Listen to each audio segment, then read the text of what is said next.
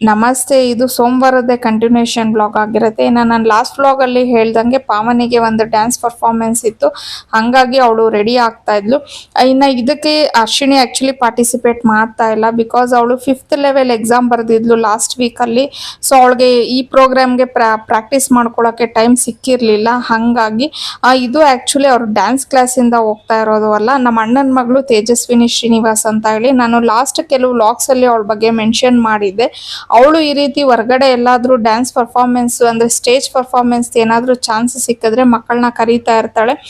Because ಇವರು ಚೆನ್ನಾಗಿ ಆಡ್ತಾರೆ, ಇವ್ರಿಗೂ ಒಂದು ಚಾನ್ಸ್ ಸಿಗ್ಲಿ ಸ್ಟೇಜ್ ಮೇಲೆ ಪರ್ಫಾರ್ಮ್ ಮಾಡಕ್ಕೆ ಅಂತ ಹೇಳ್ಬಿಟ್ಟು, ಹಾಗಾಗಿ ಅವಳು ಕರೆದಿದ್ಲು ಅಂತ ಹೇಳಿ ಅವ್ರ ಜೊತೆಲಿ ಹೋಗಿದ್ದಿದ್ದು. ಇದು ನಡೆದಿದ್ದು ಬಂದು ಆಕ್ಚುಲಿ ತುಮಕೂರು ತಾಲೂಕನ್ನ ಬೆಳ್ಳಾವಿ ಅಂತ ಹೇಳಿ ಒಂದು ಹಳ್ಳಿಲಿ. ತುಂಬಾನೇ ಚೆನ್ನಾಗಿ ಆಯ್ತು ಡ್ಯಾನ್ಸ್ ಪ್ರೋಗ್ರಾಮ್ ಎಲ್ಲ, ಮಕ್ಕಳೆಲ್ಲ ತುಂಬಾ ಚೆನ್ನಾಗಿ ಮಾಡಿದ್ರು. ಇನ್ನು ನಾವು ರಿಟರ್ನ್ ಆಗುವಷ್ಟೊತ್ತಿಗೆ ಬೆಳಿಗ್ಗೆ ಸುಮಾರು 3 ಗಂಟೆನೇ